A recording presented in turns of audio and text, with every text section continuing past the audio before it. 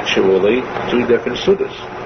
What should be done is that a person should, so again, a person should wash, eat, milchiks, bench, and a short time later, wash again, and eat a heavier meal of meat. In America, since we have anyhow 4 meals, so we can afford to use that one meal for milchiks alone.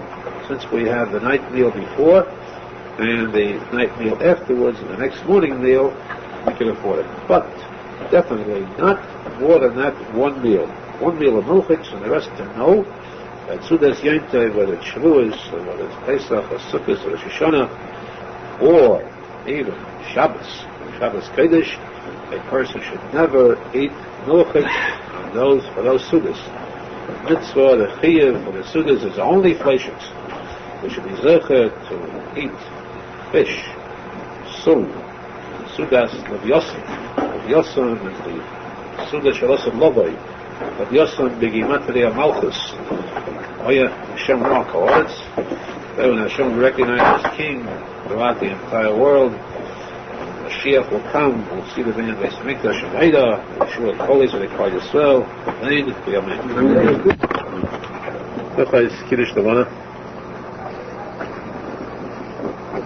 Kiddush Levana is a mitzvah.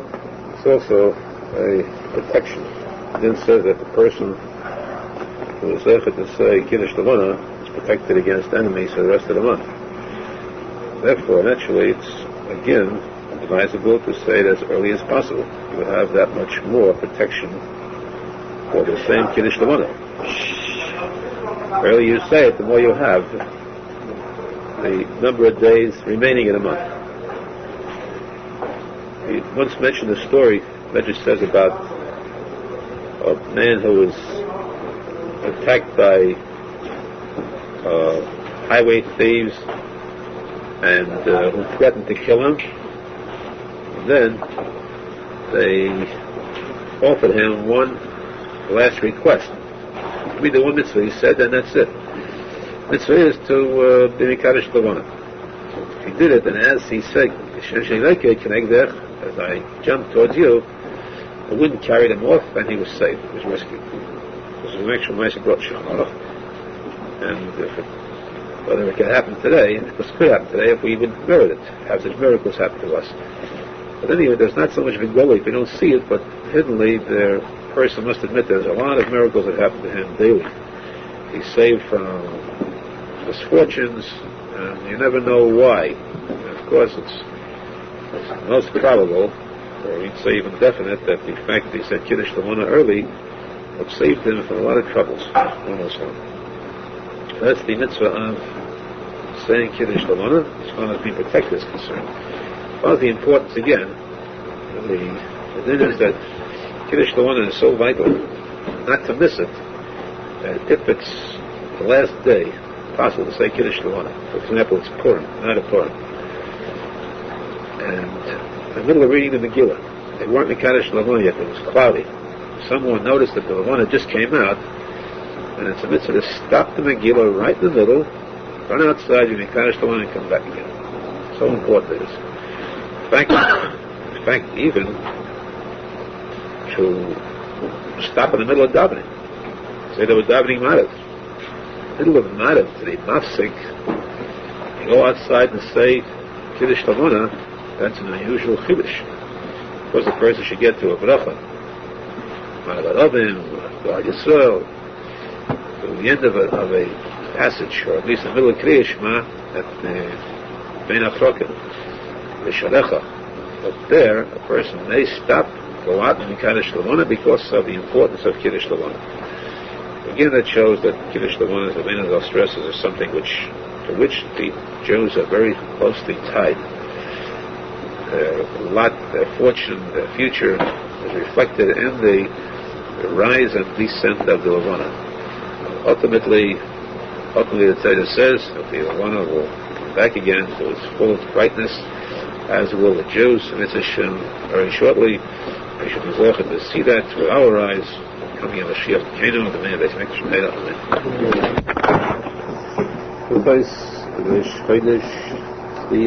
Amen. Zohar tells us how the Yom Tovim of the year are established, how we can recognize, how we can know in advance what days of the year Yom Tov comes out on. Then says that we can, Simon is Atbash.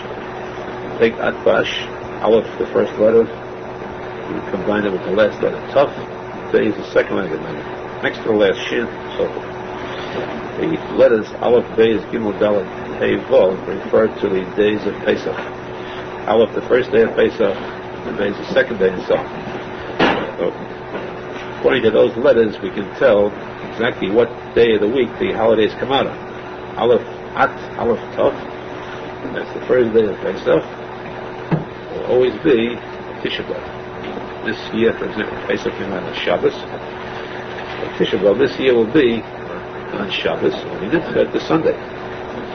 Simon says, because it says in the posek, Al Matzah Sumeroidim Yerachluhu. You should eat matzah and moreh. Matzah is Pesach, moreh is the bitterness of Tisha B'Av. Simon that sign of them is that these two go together. Days of Pesach, Bash is days, Shin, Shavuos. Second day of Pesach, Zad Shavuos. Second day of Pesach was Sunday, therefore Shavuos came out on Sunday. Gimel Gad, Gimel Reish, third day, Monday, that's Rosh Hashanah. Reish is Rosh Hashanah, shall be on Monday and Tuesday. Daled Kuf, back, Wednesday, the Simchas Torah, Kriyas HaTorah, Hatz, Hey, Tzadik, Hey, the fifth letter, tzadik, the fifth letter to the end. Tzadik is the Tzoim, the fast, the day, the fast day of kiruv, Tzim kiruv. The fifth day of Pesach will be, the fifth day of Pesach was Wednesday, and kiruv will be on Wednesday. In fact, the sixth day, Thursday, Hey is Purim. Sixth day will be on Purim. Purim will come out on the sixth day. The Purim that was passed is on the sixth day. Purim is Thursday. And then we add to that also Vap and then Plag. Plag is the word in itself, famous word Plag, Pei, and Lag. Purim, like Mima, always come out on the same day. Direct connection, of course, Purim is in the Tzadik Emes, and Lag is like in the Tzadik Emes. A lot of Torah said on that. Nosson is also one or two. But these are the Simunim for the Yom Tov. Also, important to note that this is all within that same year. There's one simon ahead that then says the first day of Shavuos and the first day of Hanukkah of the coming year are the same. Shavuos, for example, is on Sunday. The first day of Hanukkah will be Sunday the coming year. That's only if the year is a Seder or Chassidut. There are three kinds of years. A year which is normal, that's 354 days. That's if the months go in order. Months in order means that they alternate. A month has 30 days, 29 days, 30, 29, 30, 29 straight. That's called Chassidut, Chassidut. You have 2 months, however, Cheshvan and Kislev. Those 2 months, many times they vary. You could have, if they are in order, one is 29 and one is 30, good, it's a Siddur. Now you have Shona Chaseda, a year that's missing. You have both of those months are 29 days. That's called Chaseda. Then the year is 353 days, one day less. Sometimes the year is Shona Shlema, complete year. The year is 355 days, and so those 2 months are both 30 days. So therefore it's important to remember that in a year, which is either Chaseda or Chassidron, a year where those 2 months are either both 29 or 29 and 30, then Shavuos and Hanukkah are not exactly on the same day. If those 2 months if the year is a Shlema, both months are 30 days, you simply add one more day to Hanukkah will be a day later. So Shavuos is on a Sunday, Hanukkah will be on a Monday. That's an important way to know the coming year when Hanukkah is, because you also must know whether Cheshvan and Kislev is both Molei chaser or kisudra. One more item within says that Pesach can never come out. Shana and Pesach have siman. Siman is loy adu roish. The loy bidu Pesach. Loy aleph dalet lo roish. Shana can't come out on aleph one at Sunday, dalet Wednesday, dalet the 6th day Friday. Never the Shana on Sunday, Wednesday, and Friday. Impossible. You also cannot have bidu Pesach. Pesach cannot come out on Monday, Wednesday, or Friday. Those two are impossible. The reason is because if we had Pesach, for example, come out on Monday or Friday, we would then have Kippur would come out on Friday or Sunday. We cannot have 2 days in a row of such an intense kedusha, because for the sake of a person who dies, that would make it impossible to make his funeral, have a person not to be buried for that many days. That's impossible. So important is the chashivas of burying a person on time earlier. And for this reason, the whole calendar was changed. You never have Pesach on this day and Shana on that day, because we don't want your Kippur to come out at a time when a person might be held back and buried. A very important thing to note. Also, you cannot have Pesach not where Shana Rabbah will come out on Shabbos. Shana is a major yontif. We have the Aloves, the beating of the Aloves. So we don't come out on Shabbos, because then there's no allowed to have a muktzah. Therefore, we avoid having Pesach on a day when Menachem Mendel Schneerson. Pesach comes out on Wednesday,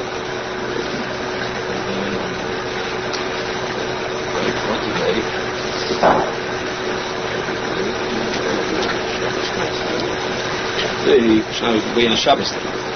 That's why you can't come out on Wednesday. So you cannot come out on Sunday or cannot come out on Monday or Wednesday. Monday and Friday because of Yom Kippur. Come out on Wednesday because of Hashem Rabba. Those are the reasons why these days are restricted. The same thing, of course, when night applies to Hashem. So again, the simon is know that the Hashem can only come out on Sunday, Wednesday, and Friday. Pesach never on Monday, Wednesday, and Friday. The rest of the days are possible. Of course, this is all said now. Mashiach comes, we'll go back to Kiddush Lamona, determined by the Bezdin seeing the moon. Then all these things fall away. We follow the simple pattern of Shchedish, which is announced by the Bezdin, and that automatically leads us into the Elamtay, dependent on the Shchedish. Which is and shortly we'll see the coming of Mashiach Kenu, Kiddush HaChedish, the Bezdin of Yerushalmi, then the Mikdash Haida, Hilchais Yom Tov. Dinim of Yom Tov are the same as the dinim of Shabbos. Every malacha that's osir on Shabbos is osir to do on Yom Tov. Every malacha that's osir to do on Shabbos through a goy is osir to do on Yom Tov through a goy. There's no difference at all. The difference in the penalty doesn't really matter. Whether it's death, it's slashes, both are the same in the Isa, and in effect, both are the same, because what really counts, the person who breaks the Shabbos, Chas v'Shalom, he could never get to Genei. Yom Tov is the same thing. Shabbos and Yom Tov are the symbol of Emunah and Hashem. That's the Ois, the symbol of Emunah, that the person's whole Hash'or of Netzach, all remains forever afterwards, eternity, depends upon Shabbos and Yom Tov. There is no difference in Shabbos and Yom Tov. In the things that are Osir, there's no difference. Two differences only in Halacha, based on the word Eichel Nefesh, Tzedek Eichel Nefesh. That which is necessary for healing purposes is permissible on Yom Tov. In other words, for example, shechting an animal where you haven't got meat, you're out of shech. It's taking a life in Shabbos is awesome. But since this is Tzorech Echel Nefesh, you're allowed to. Even though by shechting you can't eat it yet. You first have to salt it afterwards, you have to cook it. So all things that pertain to eating, which could not be done before, are mutter on Yom Tov. Which could not be done before, or which could be done before, but would not have tasted as well. So if you could have cooked the day before, that'll be Yom Tov. Could have been done before, but it doesn't taste as good if it's not fresh. So therefore we do not require it to be done before. It's mitzvah done on Yom Tov itself. Anything which is for the sake of food, any kind of cooking, using a fire, is permissible on Yom Tov. In addition, also Arizal, which means that besides using fire for cooking purposes, generally the use of fire, the use of fire is permissible for any cause. If it's necessary for Yom Tov, of course, it must be for the sake of Yom Tov. Don't say it's not for the sake of food, but for the sake of light, candles, for light. Or even in the case of lighting a yard-side glass, Yom Tov. This is, there are posek who say it's forbidden, some who say it's mutter. Mishnah says that it should not be done. The reason the showers and shuvas should not be done, but there are other showers and shuvas who say, Stav Sefer, Yachas Chaim, that it may be done, especially in the outside glass in a shul, that shul could be done. Even though it's not used for food purposes, the fire, if it's used for the sake of Yom Tov, then it is permissible on Yom Tov. Carrying also that which is not muktzah, carrying for the sake of Yom Tov, items like keys, handkerchief, food, drink, carry, it's permissible to carry out. These are the two things which Yom Tov differs from Shabbos. You're allowed to perform these two acts on Yom Tov. These are permissible if it's for the sake of Yom Tov, literally for the sake of Yom Tov. What is very vital to know, for the sake of men and women alike, is that the kiruv of Tesus Yom Tov is the same kiruv as Tesus Shabbos. Just like on Shabbos, you must start the Shabbos before at a good enough time. And after the Shabbos Kiddush, you start on Friday when it's still very light, well before the Shkia. Some start half an hour, some start an hour before the Shkia, as long as it's after Lag Mincha. So too, Yom Tov also, Yom Tov must be begun well before the Shkia. So Chiyav of Tesus Yom Tov, this is something which is difficult for people to practice unless they're aware of it, because women are used to cooking ahead of Yom Tov. They know that Yom Tov comes, they can still cook. So what's different? They don't feel the advent, they don't feel the opening, beginning of Yom Tov. Shabbos, you know, cook, you gotta rush and finish before they got Shabbos is out. Yes, since you're allowed to cook. So they figure that Malachas Mutter, so they do Malachas too, they'll tear, they'll write, up to later Zman, and they should. They should be instructed very carefully. Soft words, of course, the Gemara says, to know the Chiyuv of Tesus Yom Tov is the same as Chiyuv of Tesus Shabbos. The person should add Kedusha to himself at all times. This refers to Kedusha of Tesus Yom Tov before, as well as after Yom Tov also, to keep the Yom Tov later. The Zechut to that increases the Kedusha of the Neshama. We should be Zechut to be Evdei Hashem. The Tzotzeh, carrying, and Avodah, using fire. It has to be the Tzorech Echel Nefesh, for the sake of Yom Tov itself. Carrying outside, naturally, is permissible only that which is not muktzah. If it's muktzah, you can then carry them inside.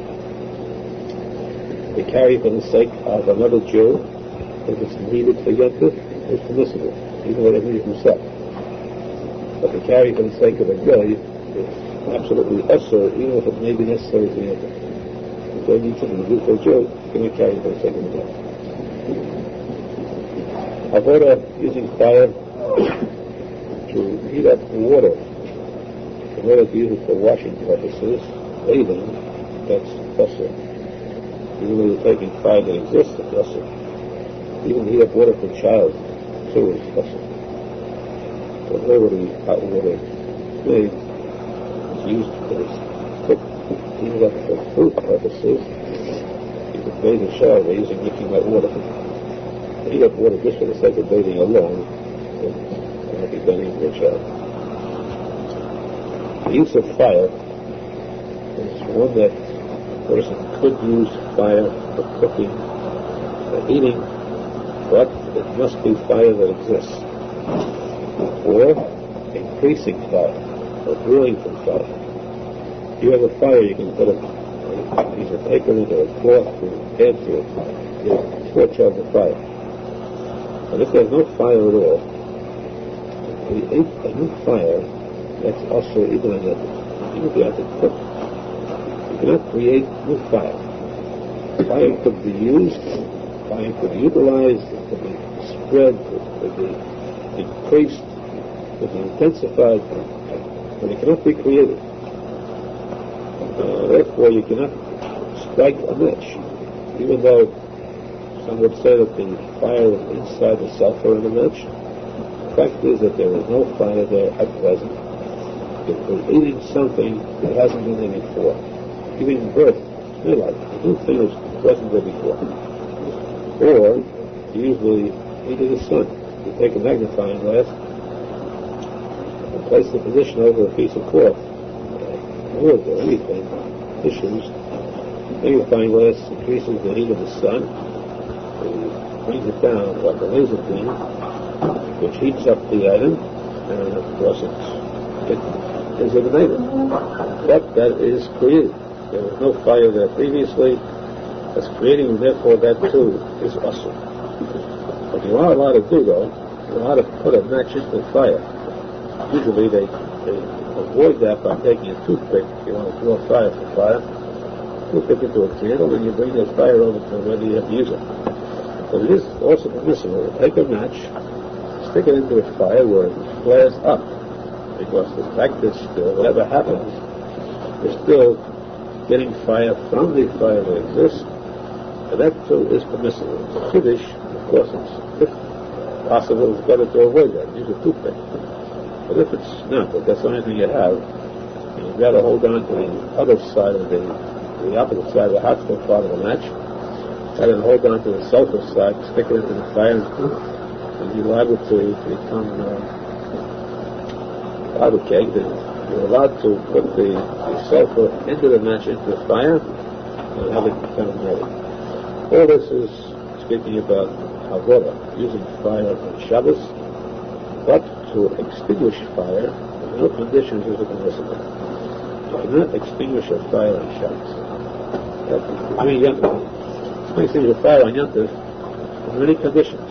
Extinguishing a fire is absolutely awesome. By this token would mean that you're not allowed to decrease the size of the fire either. You cannot lower the gas jet.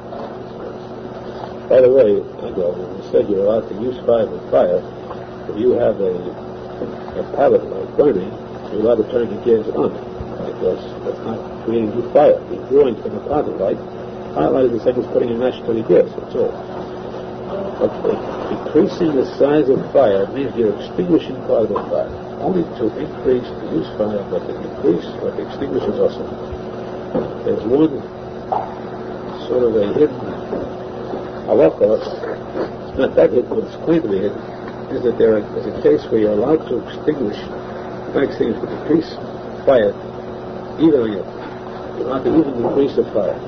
And that is if the food is on a burner, and the fire is too big and the food may get burnt because of the size of the fire, you want to let it simmer, you're allowed to decrease the size of that flame, bring it down to a point where the food will not be burnt. A very big finish, you have to be very careful to do it properly, because water is in very grave danger of extinguishing a fire on Yom Tov, and the same as any other halacha. As lighting or planting or anything, that's a shot. You have to be very careful not to be nifshah. But as we said, in case the food is on that flame, and the flame is too high, it may spoil, food may burn, you're allowed to lower the flame of that fire. But to extinguish the fire in Mamish just like that, that's definitely Hashemiyah. We'll see with our eyes in the Yemshikuli Torah, the Yemshikuli Shabbos, yes, Shia Ken Chayavim. Chayis Yentayv.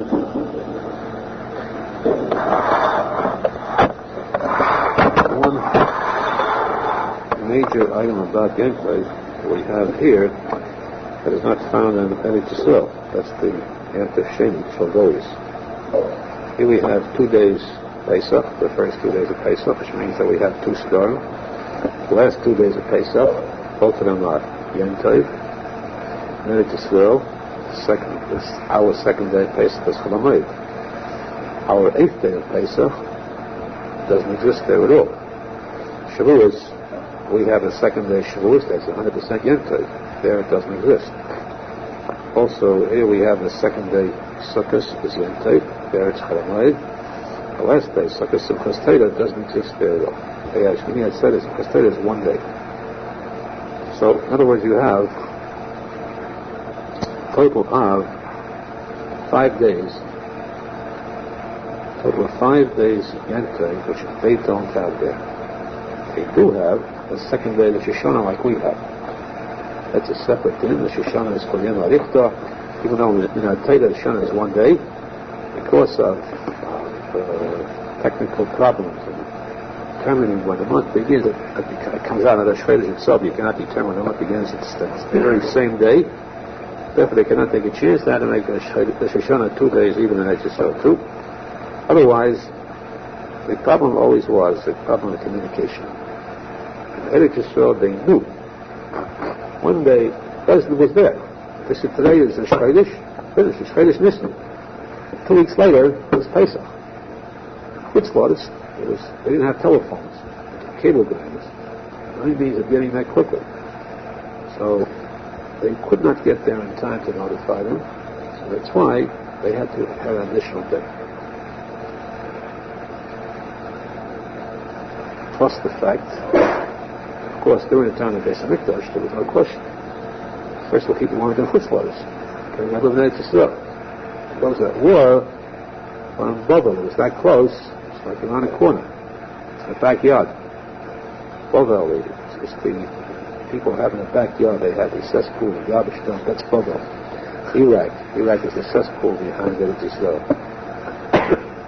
But it's close. They keep the outhouse not too far from the in-house. That's Bavly, the Tomei of the world. Despite the fact that in this Tachlis HaTumah came forth Talmud Bavly. Imagine how Arizal brings that from the Mokher of Tumah, you have such tradition comes out. In any event, in those days there was no communication. And then, Purim came, they didn't know how to, there was no more of the teachings and so forth. All these demigods came, so they said, now we'll give you a calendar. People like Cotton, Shmuel Cotton made a calendar, and the calendar was perfect. No more problems. Had to check on the moon, to see the moon, and so forth. A perfect calendar that kept time properly, better than a calendar. Perfect calendar throughout generations. In that case, then, why should we have 2 days Yom Tov? The whole reason for the second Yom Tov is because it's suffered. We don't know which is the first, whether the first day is Yom Tov and the second day is Chol HaMoed, whether the first day is weekday, the second day is the first day Yom Tov. So it's a suffix, so now when there's no suffix, why should we keep 2 days Yom Tov? The answer is since our forefathers did it, plus the fact that we want that insurance, just in case someday people become stupid or forget about how the calendar works. Wouldn't have these people calculate properly. So just in that event, to ensure that we'll have the Yom Tov properly corrected. That's the reason for it. Anyway, we have 2 days Yom Tov. What is the din of the second Yom Tov? You have a section of the world, many sections of Israel, that day is weekday. Last day Yom Tov, the first is Mamash Yom Tov, over there it's weekday. The second day Shavuos, we said Yom Tov Tefillas, we got dressed Yom Tov, we did Tefillin, put on Tefillin, it's dead. In Eretz Yisrael they put on Tefillin. get on the bus, they paid their fare, they went to work. On that day, this last week, a week ago, we were celebrating Yontif with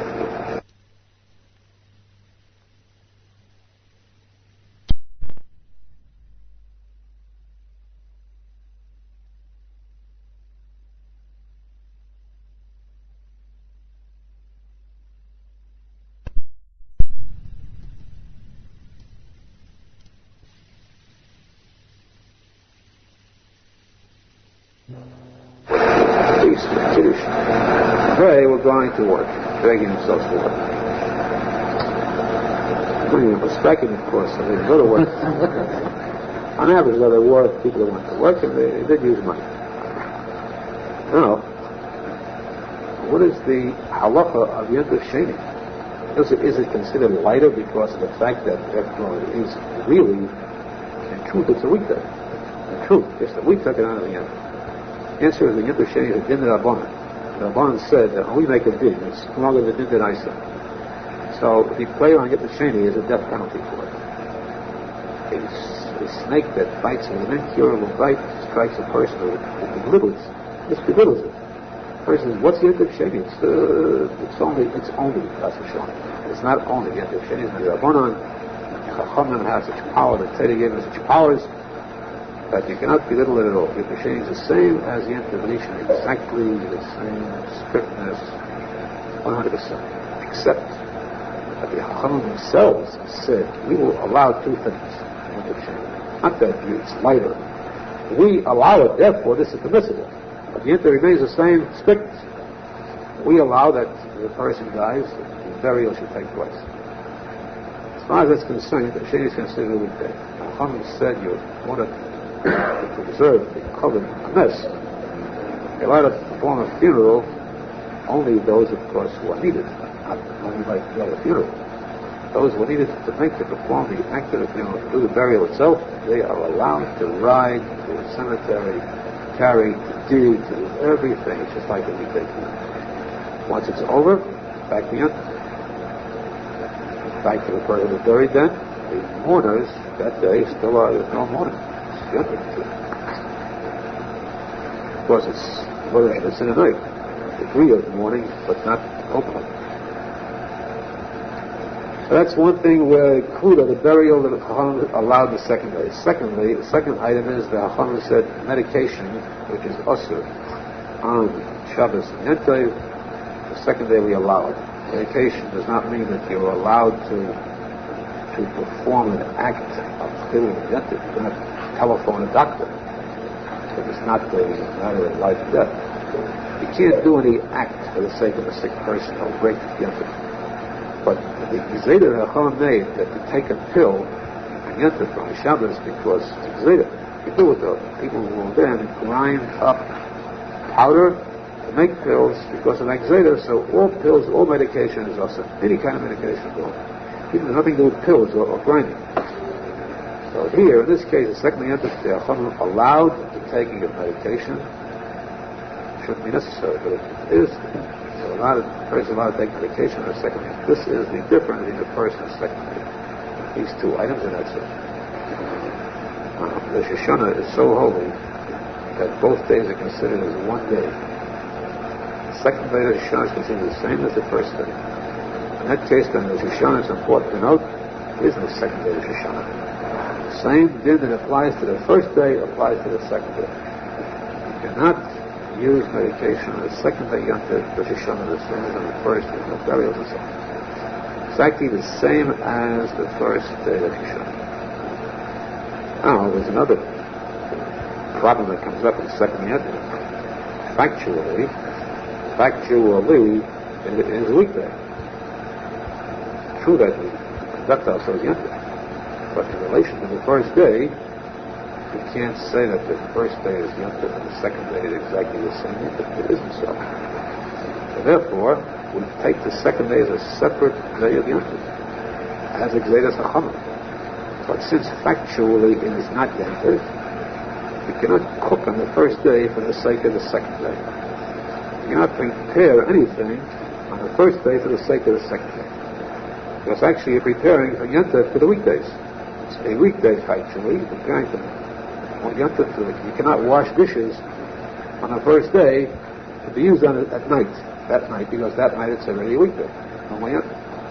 Therefore, there's no hachana from the first day to the second day at all. There are certain kinds of tricks in preparing extra food. You cook on the first day. Instead of a 2-quart pressure cooker, you cook a 12-quart pressure cooker, or a 16-quart. So you have enough to last you for Pesach, for the Shavuos, for the whole 7 weeks. In fact, it's being cooked in one pot. You say you have a big stomach, you have a big appetite. It's for today, for the first day. If there's any left over, it just happens to be left over, so you'll use it on the second day. But you're not, if you cook 2 pots, one for today and one for tomorrow, say I might use the second pot today, that's no good, that's a trick. That's haram. The person plays a trick on a din, he's fined, worse fine than anything else. Beta plus other things you won't go into. So you cannot play tricks. There are loopholes, but not tricks. People say there's a loophole. Who are you trying to fool? The answer is you're not fooling anybody. And that's a very evil statement. What kind of a business is this here to sell hummus before Pesach? Who are you kidding? Selling it to a joy. It's not the whole contract is so and so. What kind of a business to cook a big pot of meat on the first day Yontif? Who are you kidding? Answer is, these people who say that they are the real fools. They are the ones who are kafir. They are the ones who have no emunah. We are kidding nobody. We are fooling nobody. We are doing what is true. What is true is that we don't know about making a big pot or about selling hummus before Pesach. We are only doing what the Chachamim say we should do. This is the Shulchan Aruch. Shulchan Aruch tells us if you cannot eat chametz on Pesach, we do it. It says you're allowed to sell your chametz before Pesach, we do it. You cannot prepare from the first day to the second day. Why? We don't know why, because the Shulchan Aruch says so, the Torah says so. That same Torah says you could cook in a big pot. We're not circumventing going about sneaking anything. We're doing only what the Din says. It's not our trick. The Chachamim say this you could do, that you could do. You're allowed to eat after a time this is over. Good. Not them. We follow exactly what the Halacha says. So it's not a trick. It's not a means of a loophole or anything like that. It is written in the Torah in the Shulchan Aruch. Arizal tell us this. The Chacham has the power. The word of the Gemara is Apesha Osir Apesha Iti. Same mouth. The Chacham who say this is Osir, that same power they have to say this is Mutter. So when they say you cannot prepare one for the next day, they say you could do this, and that's what we do. We do it only because the Chacham tell us to, not because we are looking for a loophole. Therefore, it's 100% legal. Otherwise, it's important to note, you cannot prepare from one day to the next, first day to the second day. The tzadik it is that a person should have simcha on both days throughout. The mitzvah of simcha is one sustains the Jews and goes. The ikar is simcha. We should be zercher to true simcha. That should sustain us. Simcha is the biggest refuah of all. Simcha is a cure with every type of illness. Simcha is a cure not just the gashmias but the luchmias. The person with neshama is sick. Why is it sick? What's the worst kind of a sickness for the neshama? When he's bitten by the nachash. The serpent bites him. What kind of a poison does the serpent have? Atzmus. The poison, the edis, the fangs of a serpent, the satan. He bites, fangs contain atzmus, depression, depressive state of mind, sadness. That's the worst sickness there is. Cure that sickness is simcha. The person who is the real simcha, that's the weapon with which he slays this dragon. The serpent who carries his bite, slays him, he is cured completely. He is simcha, to get to Rabbi Arizal Siyah, and he touched Sosa in the simcha, in the second, receive the Tikuney Rabbi Arizal did tzadik emes. We're going to get to Israel. Israel to see with our eyes, see with our eyes, the Shiach Sitino, bringing this Mikdash, the Simcha Klolius, the entire party. So, Amen.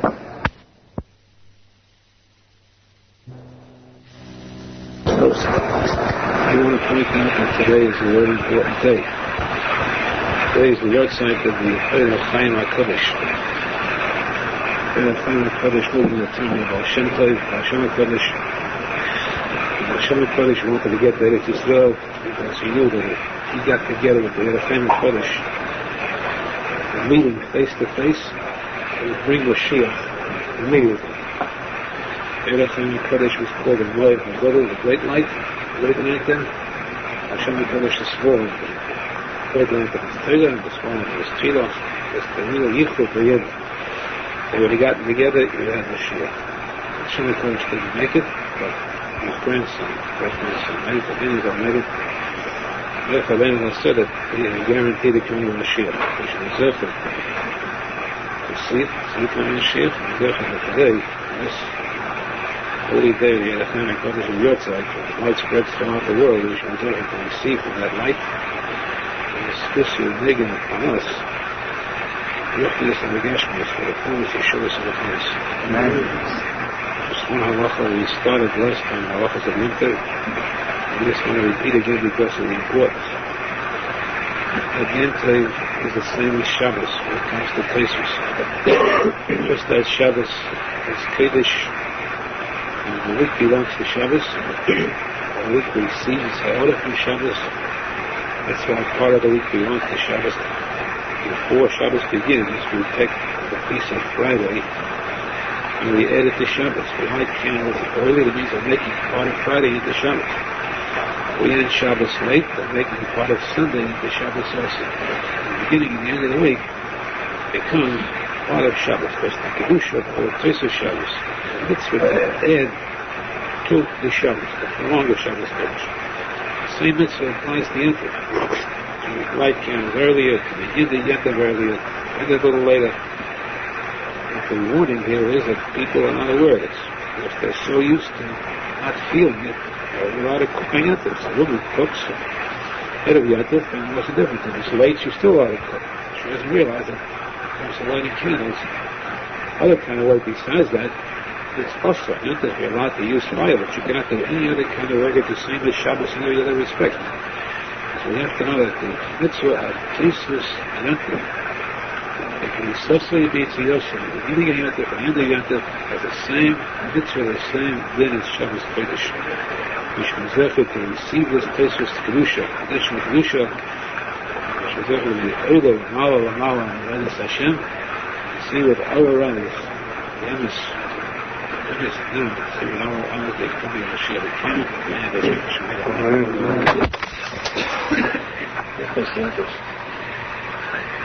Anyway, as we said, when you enter those halachas that are necessary for sake of food, for eating the Sudas Yom Tov, like the halachas of the discipline, therefore cooking is allowed. They have to cook in order to eat. Salt to necessary for a meal. A certain item that may be necessary, but very far removed. Let's say, for example, if you want to eat deer's meat, you're allowed to cook the deer's meat. Shefted right, sorted right, and I don't cook it with it. But so you want to go outside with a gun and you go hunting. Not a gun, of course, but you got a shepherd. Or with a big wire net to catch a deer. Say that, capture an animal around it, and then one of the 39 acts of Shabbos that are also on Shabbos and connected too.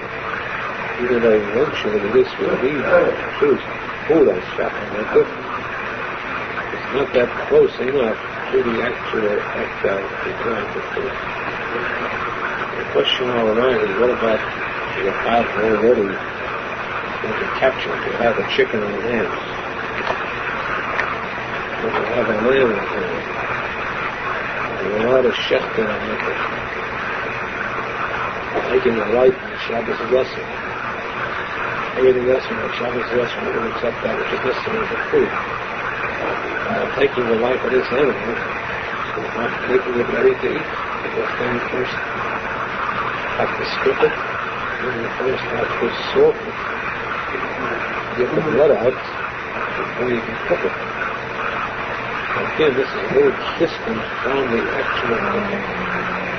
And this says, if you're not going to use that yenter, and if you should not chef on that because it could be done out of it, chef out of it, if it wasn't done out of it, if literally no other meat available, made of double, and this is what the whole yenter consists of, it depends upon chef from this animal or chicken, and yet that it is permissible to chef because then this becomes considered part of the preparing for food.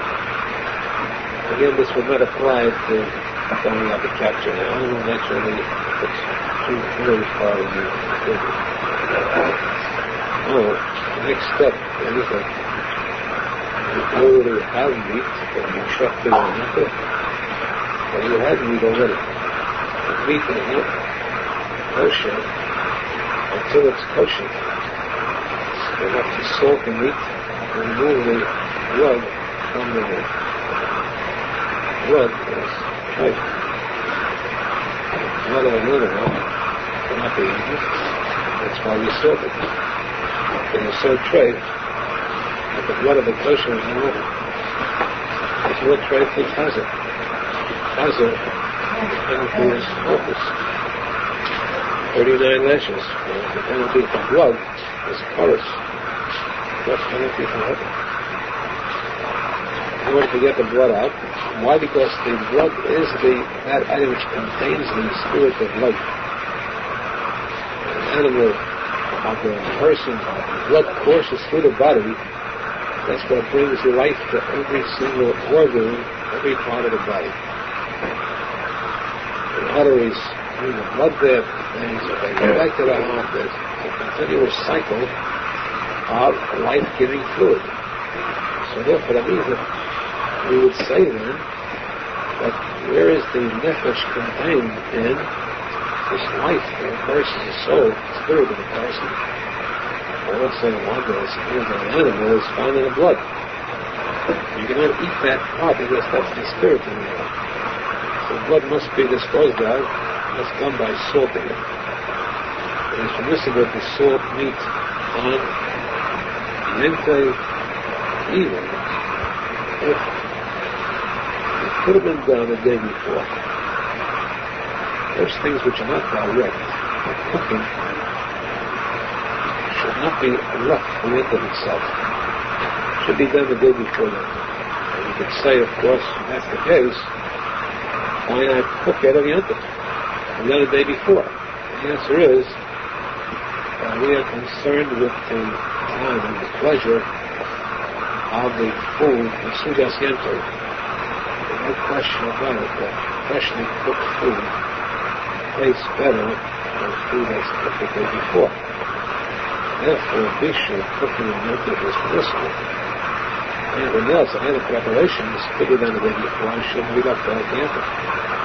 So you intended to salt the meat before yenter. If it was not done, then it is permissible to salt the yenter much more easily than to shechting the yenter. The salting yenter is part of the real preparation for the food. These items in the root, and this will of course pertain to wayside today, Arizal minig. Every day we learn a halacha in Shulchan according to the tzavor of Rabbi Arizal. It's a chiyuv kadosh on every Jew to learn a halacha in Shulchan every day of his life. Today we deviate from the regular halachas due to the special occasion of the bris. One din shayach to the Indian today. No bita mato. Based on the Gemara, Tainus. Gemara that should be familiar to you. The Gemara says a blessed Tzaddik, who was a descendant of the Bnei Sano ben Binyamin, said that they were given the privilege of bringing the eitzim, a wood, to the Ma'arocha on the 10th day of Av. That day, it was considered a special Yom Tov for that mishpacha. So he testified that when Tisha B'Av was a nidche,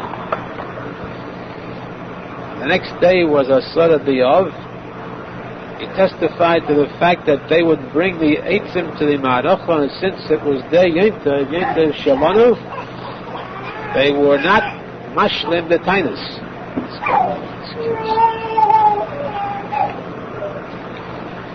They did not finish the tainus, which meant that they ate before the day was over. From this, the Tur and the Mechaber say, they learn a halacha that if Tisha B'Av is nidche, it's a Sunday, and there is a bris, then since it's Loshen Yom Tov Shalonuhu, it is a special Yom Tov for the Baalei Bris. The Baalei Bris means the Rach Hanimoel, that's the child, which excludes everybody else around here. Also the Mayel, the Sandik, and the Avi Haben. Those are the only privileged ones who are called the Baalei Bris. It's Yom Tov Shalahem. They are not required to be mashlim the tainus. What we have here today is Vayiboka Hayom Lacharova, dividing the waters. The Yam Suf was cut, sliced, Lacharova, but very dry. We have a very dry cut today, a dry bris. There's nothing to drink offered to anybody or to eat except the Baalei Bris. Those few who are considered the Baalei Bris who are permitted to eat afterwards. Shaila is, what is meant by afterwards? R Avraham says that this deals with Mincha Ketana, which means 3:30, or daylight savings time is 4:30. At 4:30, the Baalei Bris are allowed to daven Mincha, and then they are allowed to eat. Allowed to have a Suda. Remember, this is talking about Tisha B'Av Shenitcha. That's the whole Gemara is based on that. But the Acharonim say that if we allow it for Tisha B'Av Shenitcha, surely the other 3 Tanesim, there are Dalet Tanesim. Of course, it means naturally only 2 out of the 3, because Asara B'Teves would never come out on Sunday. So the other 2, if they come out on Sunday, if it's nidche, then it is permissible for the Baalei Bris to eat. But according to the Magen Avraham, this means Mincha Ketana. The Eliyahu Rabbah, and the Sharei Teshuva, the Chayodam, the Mishnah Brura, all attack the Magen Avraham in this respect, and they decide definitely, very strong terms, that the heter is not Mincha Ketana but Mincha Gedola. It is permissible for the Baalei Bris to daven Mincha Gedola, which is 12:30. Here it's daylight savings is 1:30, and to eat. Not only that, but the Sharei Teshuva says, Shein Posek Gedolim, that it doesn't even pertain to Mincha Gedola at all. It pertains to Chatzos. Even before Mincha, Chatzos Hayom, they are allowed to eat. There are even some poskim who say that they are allowed to eat immediately after the bris. The vast majority prefer, Sharei Teshuva too says, it is better to be machmir, at least, to wait until Mincha Gedolim. In any event, we have, this is good news only for those few Baalei Bris. At the same time, the good news is the fact that everyone here is so close to the mishpacha, Maimon mishpacha, and everyone here came to participate in the simcha, and certainly the hall is filled with people who extend their bracha, their good wishes to the parents of the Rachanimoil, even though they're not getting anything for it. As I said, it's a very dry bris, but this is not the fault of the parents. It just worked out that way, that the bris came out on Shavuos B'Tammuz. The parents meant well. In fact, yesterday there was a big kiddush. Those who came had anah.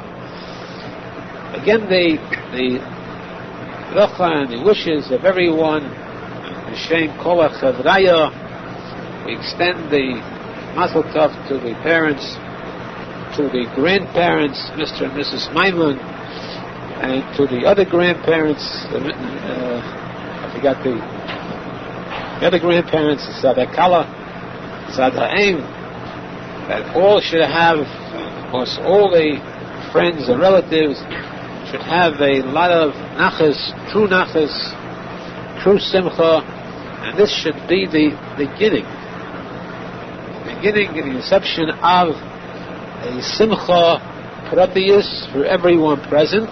Each one should be zechet the simchas in his family, and that the simcha klolius. We should all be zechet to see the simcha klolius for the entire Klal Yisrael. We would like to mention also, the Gemara says that even when there is chas v'sholom some kind of trouble or yisurim in the mishpacha, the Gemara says Nolad ben Zochar nisrapa kol hamishpacha. If there's a ben Zochar born, this brings about a refuah shlema for the entire mishpacha. We are all one family, so everyone here who needs a refuah, any member of the family, should be zechet to be emes, realize and enjoy a refuah shlema b'tachlis.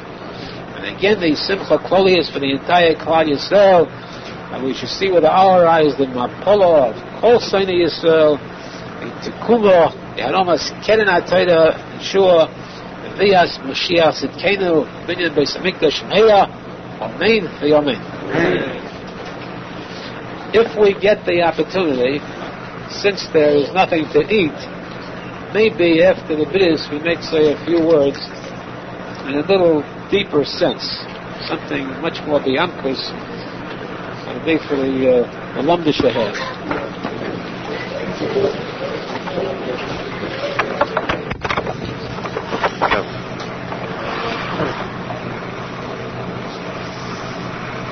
I say in honor of the bris, us and the layers bris, we'll try to say a few words. As you know, I just got back to Eretz Yisrael with the utmost mesirus nefesh, and my condition is such that Hashem yirachem, only Hashem can help, because every doctor and every specialist and every professor the world has given up. Yiyush, Chas v'sholom. Menachem says there's no Yiyush.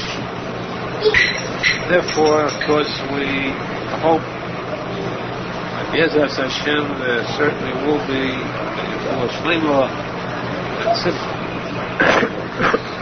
As we mentioned, Gemara says that when a Zochar is born, a boy is born, then it's a refuah for the entire mishpacha. It's a cure for the entire family. Because, when there's a girl born first, they sort of get sick about it. The boy is born afterwards, that's the cure. In any event, the fact is, the Gemara says Nisrapa, which means there's actually a refuah shlema for every member of the family is sick. The entire family means, of course, all levels. We hope that Mitzvah Hashem is effort to You have to understand, of course, this Mishnah. Mishnah says, stop. Why? What's the reason? Why is the birth of the Zohar and the Refuah? What's the connection? In fact, there's a shadow. The child has to go through an operation, illness, 3 days, and so forth. And there's a shadow whether the parents shechana, whether they're happy. What's the Refuah shayach to the birth of a child?